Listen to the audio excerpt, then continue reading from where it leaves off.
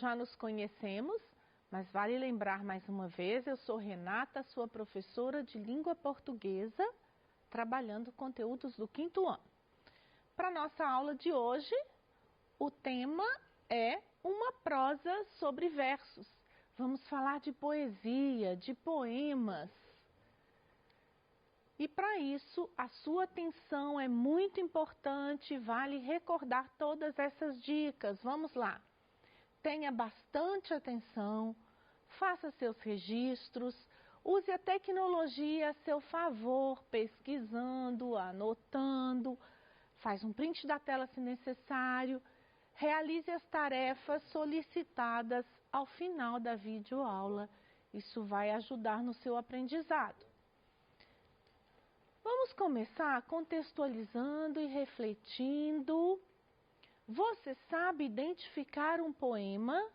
Um poema é um tipo de texto também, e ele tem toda uma estrutura na qual nós olhamos e já sabemos por que é um poema. Sabe reconhecer as características do gênero poema? Poema, ele tem versos, estrofes, ele é organizado de forma diferente, né? Ao longo das nossas aulas, você já viu muitos gêneros textuais, já viu elementos de cada um dele, e eu tenho certeza que você já sabe sobre o poema, mas vale relembrar. O que vemos e encontramos em um poema? Vemos estrofes, versos, né? Brincando com palavras, rimas. Você sabe ler um poema? É muito importante a forma de ler um poema. Nem sempre a gente lê de forma tão positiva, tão séria. Então vamos à nossa aula. Você está retomando no seu PET 5, volume 5, a primeira semana que traz essa aula então sobre o poema. O que é um poema? É um gênero textual, também usado para comunicar uma ideia. Ele também tem um tema. E para que a gente escreve um poema? Para expressar muito da nossa poesia mesmo, da nossa linguagem, dos nossos sentimentos. Como escrever um poema? Nós também podemos escrever poema para divertir, para comunicar. E como escrever esse poema? Seguindo toda uma estrutura, né? Do verso, da estrofe, usando rimas ou não. Onde circulam os poemas que nós gostamos tanto, né? E às vezes nos faz rir, sonhar. Na verdade, os poemas circulam em jornais, em livros, entre romances os poetas, né? Escrevem também. Nós temos até o poema popular, que às vezes até no guardanapo do papel, no restaurante, é possível escrever um versinho, um poema, uma brincadeira rimada, né? Ou um tema rimado. Então a nossa aula de hoje, ela vai se estruturar em poema e poesia. Nós vamos conhecer a diferença entre um e outro, distinguir. Nós vamos trabalhar a oralidade, estrutura e compreensão desse gênero e vamos ter um pouquinho de análise linguística. Por que trabalhar oralidade, estrutura e compreensão? Porque no seu PET, ele fala para trabalhar a habilidade ritmo, entonação, compreensão do texto de um poema e também a forma de ler, porque vocês verão que é importante, tem uma formazinha diferente de ler o poema. Ela precisa ser mais animada, mais entusiasta, mais entusiasmada, né? Então vamos ver o que é poesia. Poesia vem do grego, como a maioria das palavras da nossa língua, quer dizer poiesis, que significa criar para expressar o belo. Criar palavras, frases, expressões e versos para expressar o belo. O que é belo é diferente para uma pessoa e para outra, não é? Mas o belo que existe na gente, o belo do sentimento, do sentir. Os escritores de poemas são chamados de poetas e sua matéria-prima são as palavras.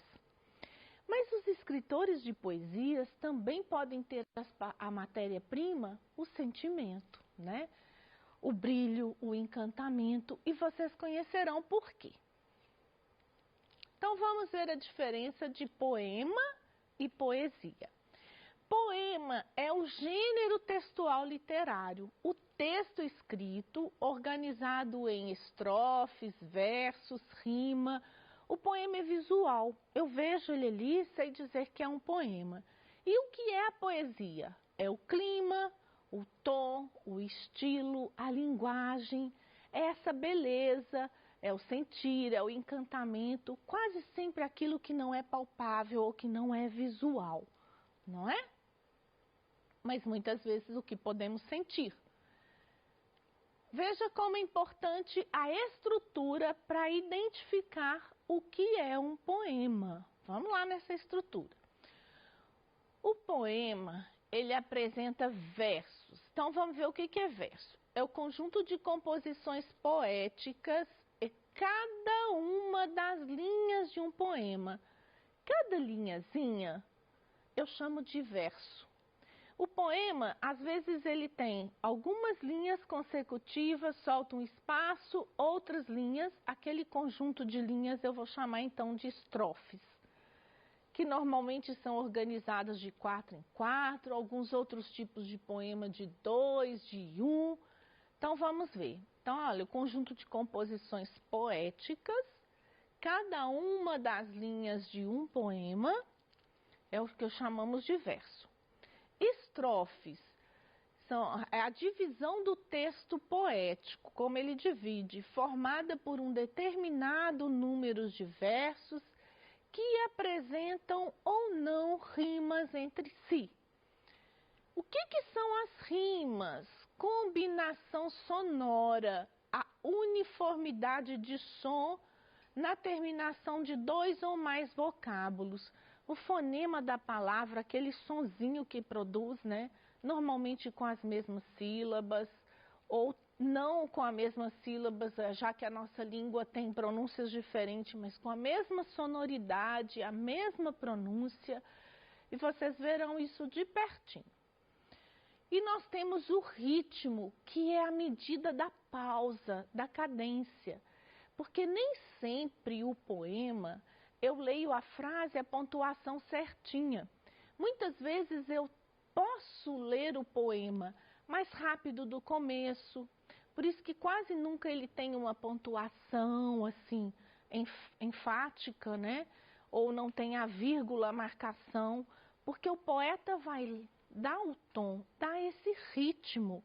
É a medida da pausa, da cadência. Às vezes eu preciso juntar um finalzinho de uma sílaba, emendar na outra palavra, não na escrita, somente na pronúncia, para dar ênfase àquele poema ou à rima que eu quero destacar. Então vamos ver. Exemplificando, nós temos um versinho aqui que parece mais uma quadrinha, né? Uma brincadeira. Lá no fundo do quintal tem um tacho de melado. Quem não sabe cantar verso é melhor ficar calado. Olha a rima. Calado com melado. As mesmas sílabas, os sons iguais. Lá no fundo do quintal tem um tacho de melado. Quem não sabe cantar verso é melhor ficar calado. Eu disse assim, com essa seriedade, pontuando? Não, eu disse de uma forma entusiasta. Lá no fundo do quintal tem um tacho de melado, às vezes emendei uma sílaba na outra. Quem não sabe cantar versos, é melhor ficar calado. Então, vejam aqui, cada linha é um verso.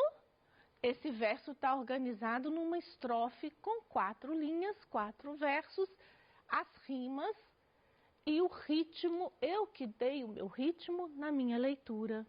Né? Fizemos 2 leituras diferenciadas para que fosse possível perceber esse ritmo. A linguagem poética, ela usa muito um sentido figurado, que a gente chama de metáfora, que é uma linguagem que você usa para desviar um pouquinho, às vezes, o sentido, não comparando usando como ou conectivos, mas ele faz uma comparação ideológica com outra figura. Então, veja o que é o sentido figurado. É o que as palavras ou expressões adquirem em situações particulares de comunicação. Eu vou adquirir um sentido particular do que aquele que tem a palavra denotativamente falando, né? O significado, ele é alterado no contexto em que é empregado, ele sugere outras ideias que vão além daqueles sentidos. Por exemplo, estrela. Estrela é um corpo celeste com luz própria, um astro. Mas o poeta, para o poeta, ele pode dizer, você é a minha estrela. E ele quer dar um sentido particular para essa comunicação. É como se ele quisesse dizer, você é meu astro, ou você é a minha luz. Ele quer dar um outro significado para essa palavrinha, né, estrela. E o poeta, ele tem permissão para fazer, isso é a poesia, é o encantamento, é a metáfora, é comparar uma coisa com outra sem essa explicação dos conectivos, do como. Nós vamos ler um poema de Fernando Pessoa e vamos conhecer um pouquinho desse poeta. Fernando Antônio Nogueira Pessoa nasceu em Lisboa, 13 de junho de 88, ele é português. Ele foi poeta, filósofo, dramaturgo e ele exerceu muitas outras profissões. Enquanto poeta, ele escreveu sobre diversas personalidades, que é chamado de heterônimos. Não são pseudônimos, não é adotar só um nome. Ele adotou outras identidades. Então, a gente vê muitos poemas escritos com o nome de Ricardo Reis, Álvares de Campos e Alberto Caeiro, e é realmente de Fernando Pessoa. Isso é muito comum entre os poetas. E Fernando Pessoa é o mais universal dos poetas, né? Conhecido, ele é português, mas ele é conhecido no mundo todo. Vamos ler o poema dele? As lentas nuvens fazem sono, Fernando Pessoa. As lentas nuvens fazem sono, o céu azul faz bom dormir. Boio no íntimo abandono a tona de não me sentir. E é suave como um correr de água o sentir que não sou alguém. Não sou capaz de peso ou mágoa, minha alma é aquilo que não tem. Que bom, à margem do ribeiro, saber que é ele que vai indo e só em sono eu vou primeiro e só em sonho eu vou seguindo. Neste poema, nós vamos perceber um tanto de rimas, né? Indo, seguindo. Olha como ele organiza 4 versos, depois um verso, 3 versos na outra estrofe. Ele brinca com as palavras e o poema ele também tem um tema. Ele tem um tema central. E aqui o tema é esse sonhar, esse dormir, acordado ou não. Né? Noutra palavra, ele quer dizer que quando a gente olha as nuvens no céu, a gente brinca com os sentimentos olhando aquela nuvem. Às vezes eu estou dormindo, eu estou acordado. À margem do ribeirão, quando ele diz ribeiro, ele vai primeiro e eu só vou primeiro em sonho, em fantasia, né? Então, também no poema, eu preciso identificar a ideia central, o tema central do poema. Nós temos aqui um outro poeminha que é importante lembrar que muitos poemas tornam-se música.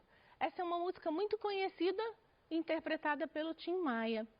Então, olha só quando ele diz, quando o inverno chegar, eu quero estar junto a ti.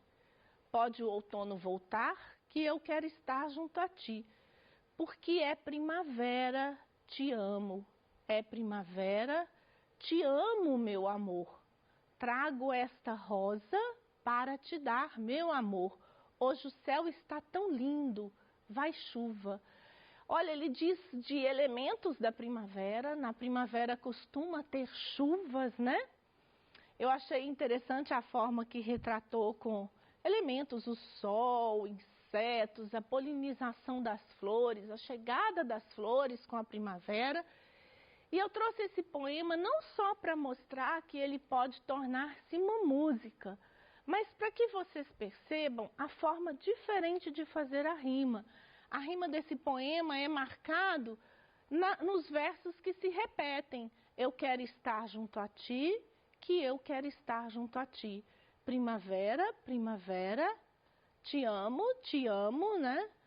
Amor, com amor, ele repete a palavra. Então, ele não repete só a sílaba, só a sonoridade daquela parte. Ele repete toda a palavra, né? Nós temos muitas canções brasileiras que foram escritas em formas de poema, né? E tornaram-se canções. Nós temos também poema visual. Olha aqui, A Xícara, de Fábio Sexchuk. Olha só, existe um formato da xícara. E agora nós vamos ler o que ela... É possível ler aqui também. O que ela diz? Xícara. E me pergunto já em prosa, existe coisa mais gostosa? Na tarde fria de julho, voa o cheiro, o barulho do café descendo quente pelo bule reluzente. Então, também é um poema, também tem rima, versos, estrofe, tem um tema, tem todo um sentir e tem uma poesia, um encanto que está no falar, no declamar. Quando eu falo um poema, eu estou declamando, porque eu estou dando um ritmo e uma entonação própria. Os escritores de poemas, eles têm uma licença poética, que é uma permissão para ver alguma coisa incorreta, não na ortografia, mas nessas figuras de linguagem, para que a gente possa perceber que isso não seria aceitável fora do campo da literatura, mas dentro da literatura isso é permitido, exatamente para dar o tom e brincar com as palavras. Em análise linguística, nós vamos ver hoje o uso do mas e do mais, que é importante quando você vai escrever. O mas, ele tem uma forma explicativa e o mais é aditivo, a ideia de acrescentar. O mas é quando eu posso substituir contudo, entretanto, porém. Veja bem, fez uma força para abrir a garrafa, mas não conseguiu. Contudo, não conseguiu. Mas, como você descobriu o nome? Contudo, porém, como você descobriu o nome? Mesmo que esteja perguntando, ele pode ser substituído por aquelas palavras, não é mesmo? Veja o mais. O mais tem o izinho. Então, ele pode atuar como pronome ou advérbio de intensidade, opondo-se geralmente ao menos, dando essa ideia de quantidade. Comemos mais durante a pandemia. Mais, olha, ele acrescentou. É sempre mais saudável quem pratica atividade física. A ideia aditiva, né? Contrário do menos, opondo-se ao menos. Agora é a sua vez de praticar. Escolha um tema que eu deixei aqui sugestões. Natureza e meio ambiente, amizade, saudade, encontros. Reflita, pense sobre o assunto, brinque com as palavras e produza o seu poema com muita criatividade e poesia, é claro. Depois leia ele para os seus familiares, certifique-se de que esteja praticando todos os aprendizados de rima, ritmo, em toda a sua oralidade, né? É preciso declamar esse poema. Você vai brilhar com essas dicas dessa aula. Aproveite a tecnologia, veja, leia outros poemas. Nessa aula de hoje, então, você viu sobre poema e poesia, como ele se estrutura, a oralidade e toda a análise linguística que é importante na escrita, né? O uso do mas e do mais. Alegria, sonho e fantasia, viva a sua poesia! Gostei de estar com você. Até a próxima videoaula. Mais gratidão para você.